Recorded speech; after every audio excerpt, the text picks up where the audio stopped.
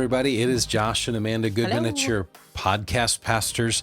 Today, we are talking about sex and intimacy. So we've got a few points that we want to walk through and just give you some of our thoughts, our experiences, our viewpoints, as always, to help you. Again, that's what we're here for, really, is to just help those in marriage, strengthen families, and encourage those in ministry. Specifically, though, this is an area where it seems to be so much, I think, don't you think, so much just tension? Yeah, we were talking earlier about how in our earlier years, so we've been married 26 years, so that would probably be in the years of five to the first 5 to 10 years.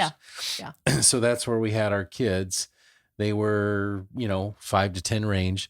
So we were just talking about how I think the sexual side of our relationship was the most difficult, probably at that point, because of just the over. It's more than just being busy, but I think we were exhausted. So specifically you, because you had a lot on your plate at that time. So tell us about that. Well, yeah. I mean, first off, this topic right now, it's not necessarily the easiest to talk about, but it's also, I feel like, one that it seems difficult in church world to talk about. And it does. It shouldn't be that way, but for obvious reasons, I think, is why it is. I mean, we don't use words like naked often. No, we don't. Church. Well, no, we don't. But it's not. True. It's not a bad word. It's a good it's word. It's very biblical. And in the South, it would be naked. Just so you know. Oh, yeah, that's right. It's the big difference when you cross the Missouri line. North and South. Yes. No. Back to what you were talking about. Yes, I think because in those years, being a young mother, and I was a stay-at-home mom. I worked a part-time job, and then both we were still involved in ministry. We've always been involved in ministry. So it was just a lot. And I think there's a lot of women, a lot of young moms, young wives who, when you hit that young child stage of life, it's just a lot of work. They need a lot of attention. They need a lot of attention. It's a lot of energy. It's a lot of output.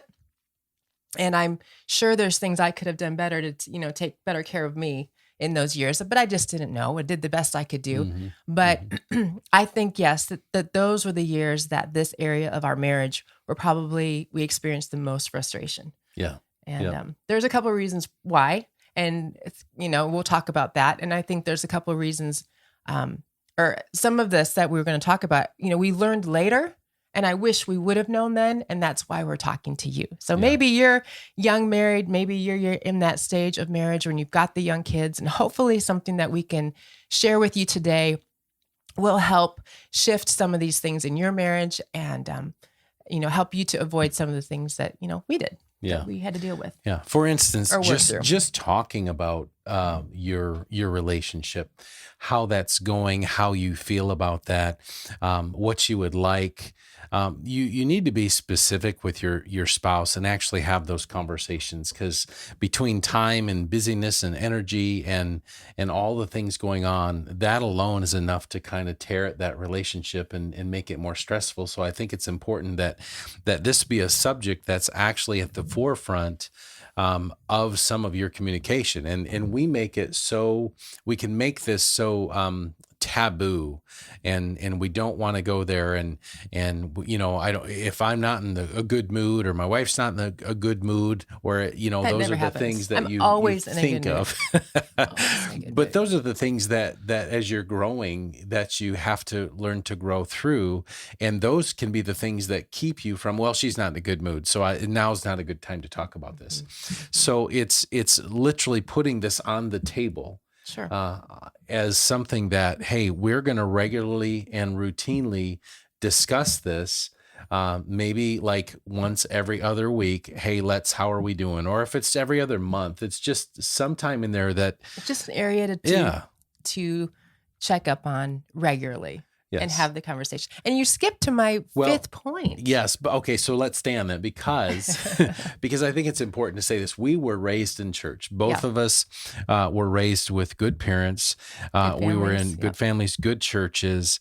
And I'll speak for me on this, but I didn't hear much about this subject. And in the church world, it just felt like we never really heard a lot about this. Now, we had premarital, Mhm. And that was probably the first we heard about it, but it always seemed to be like one of those subjects that we would stay away from, and we just didn't want to go too deep in. Of course, in premarital, that's not the time to completely dive deep into that.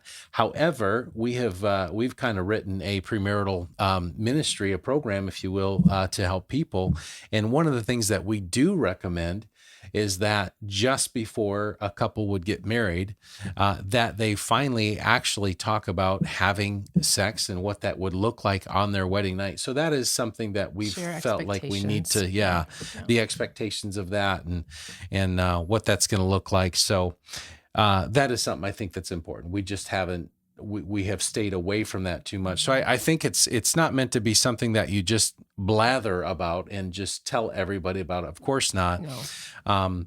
It's a private thing. It's a protected thing. It's But very sacred. yeah, totally. know, That's a good word. I think sex and marriage is, well, first and foremost, that's how it was designed. It was designed to be within a marriage covenant. So therefore, it is holy. It is Mhm. sacred. It is something to be protected and honored and nourished and cherished. And I think that kind of goes right into one of the first things I wanted to say is, again, depending on how you were raised and brought up, your view of what a healthy sexual relationship looks like could need some adjusting. And I think the first thing we Mhm. just wanted to share, it's very simple, but number one, God wants you to experience a healthy sexual intimate relationship with your husband or your wife. Like he wants Mhm. that. Yeah. In Genesis 2:25, when Adam and Eve were created, it says that they were naked and unashamed. They had no inhibitions about themselves. Mhm. Like Mhm. I still have a hard time imagining that, to be honest. But I mean, just again, there's no sin in the garden at that time. Yep. Yep. But they were naked and unashamed. They fully knew each other.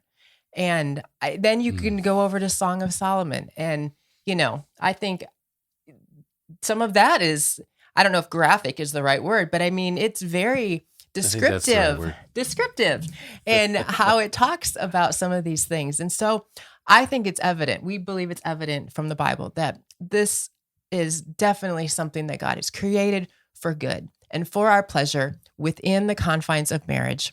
He is very specific about that. That's where it's going to be the most blessed, Mhm. and just the most, the way it's designed to Yeah. be, the Yeah. most pleasurable. I like the word you used earlier. It made a lot of sense. You said sacred. I would just add to that is it's a sacred freedom within the confines of marriage, Mhm. right? Mhm. So there's a sacredness, but there's also should be a freedom. That's why Yeah. we're talking about actually having these kinds of discussions, have an open communication, because I think otherwise you just get frustrated, and Yeah. that actually leaves room for problems, for issues. So And I think a lot of people don't know how to talk about it. Right. Josh, how do you even bring it up to your spouse, or how do Yeah. you even put words to some of these things? And so hopefully we're going to give you some thoughts and Mhm. ways to Mhm. maybe begin some talks and communication. Yeah. And so if you messed up before you were married and you'd had sex before you were married, there is this thing that we live by, this code, this wonderful thing that the Bible talks about, which is called forgiveness. Yes. So you can go back and you can address that. You can talk to the Lord and you can say, hey, he's not punishing you. He's not holding things against you. So, that area needs to be taken care of. Like if you can ask the Lord for forgiveness, or it may be just that you need to forgive yourself, Good and point. and just kind of move through that moment and then kind of restart. God wants every area of our lives to be blessed, and to get better and to grow and to increase. And He's really good at it's the restoring. same in this area. So he's really good at that. That's true. That's true.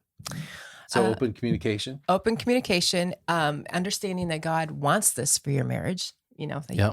and another one of our, Okay, so Yeah, go ahead. he designed this, and again, we know that with our heads, but the truth is this is absolutely how he designed a man and a woman to be able to come together.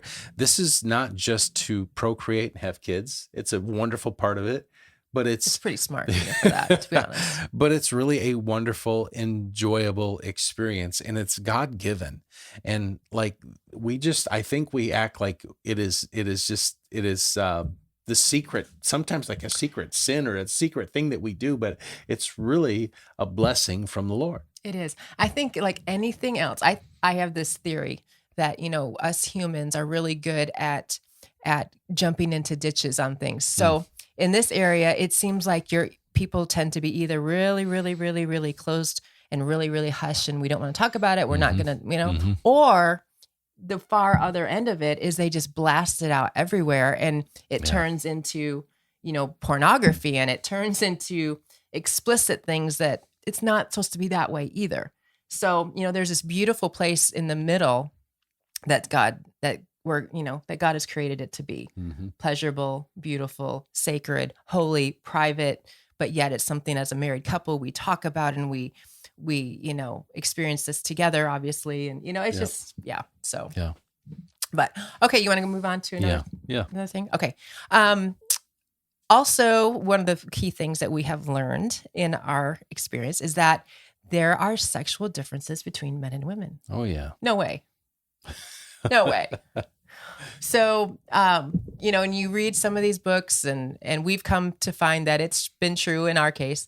But and these are generalities, of course, but men, you tend to be much more visual, right? Yes. Is that true? Yes. Okay, that's true. He says it's true.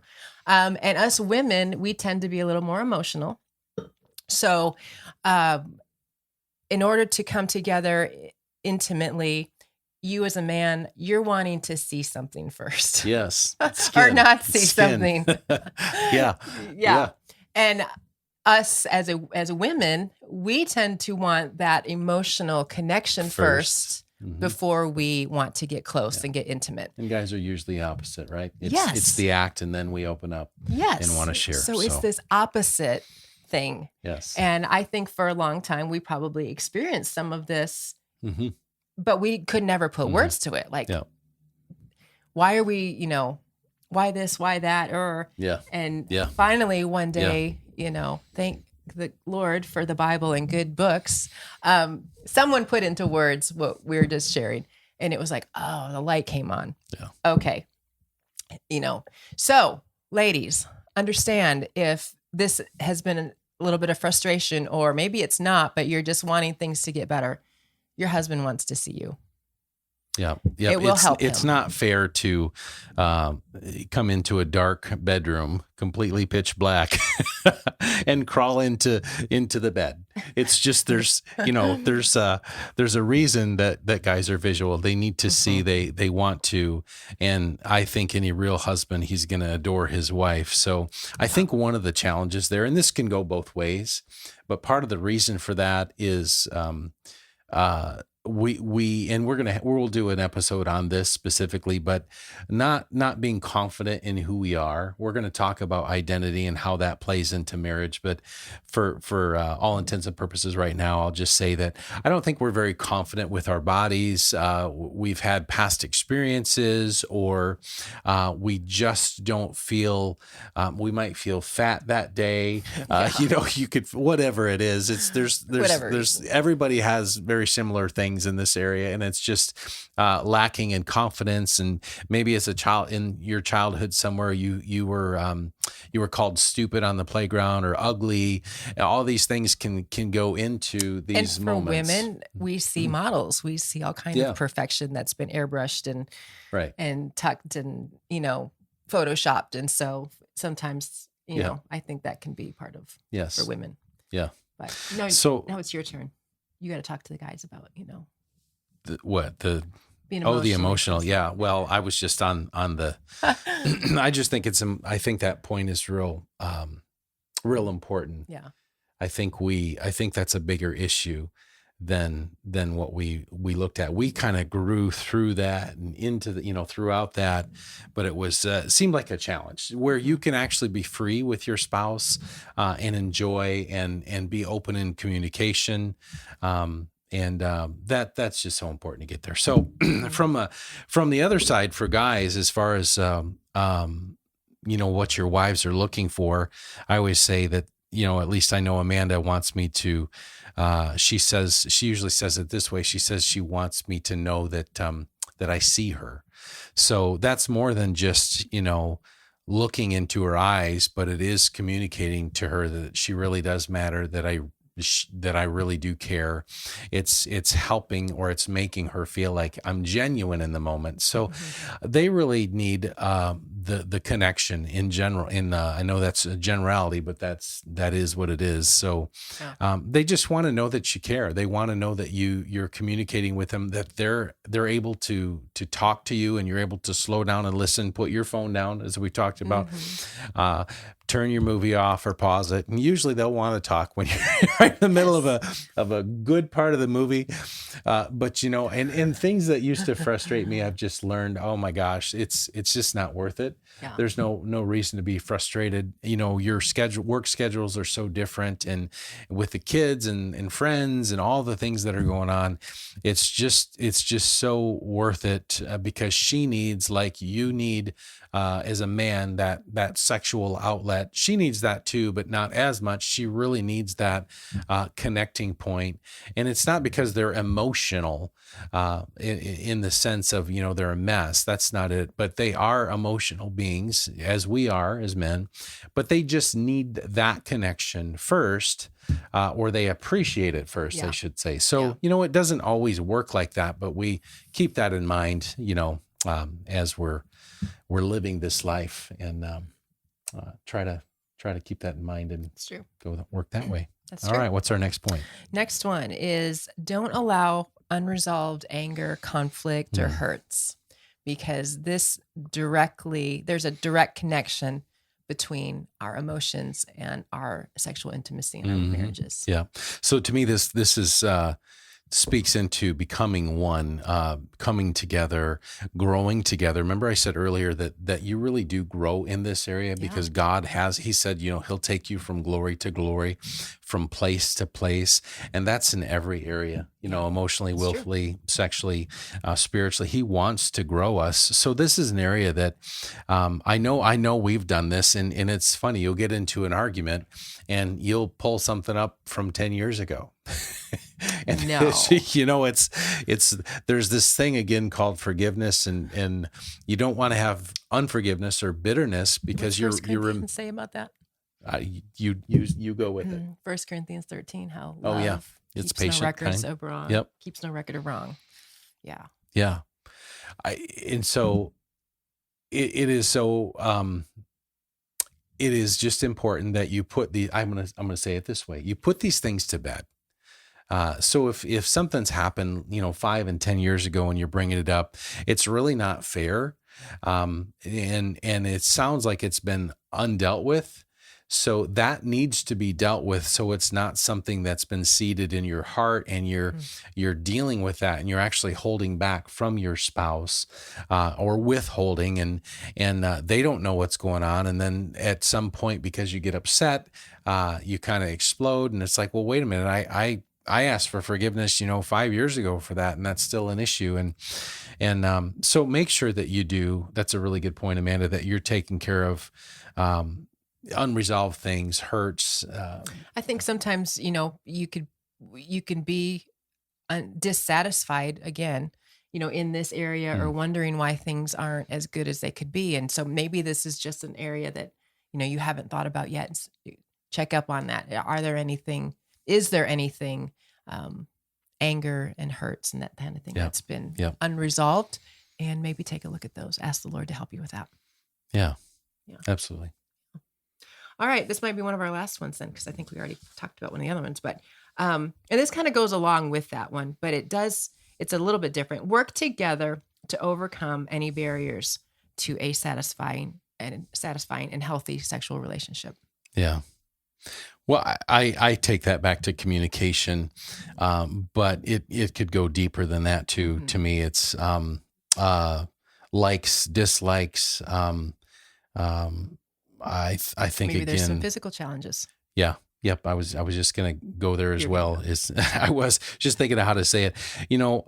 In some counseling that I've done and some things I've seen, there can be different levels within either spouse. You could be taking different medications that can hinder, affect, or alter your mood or behavior.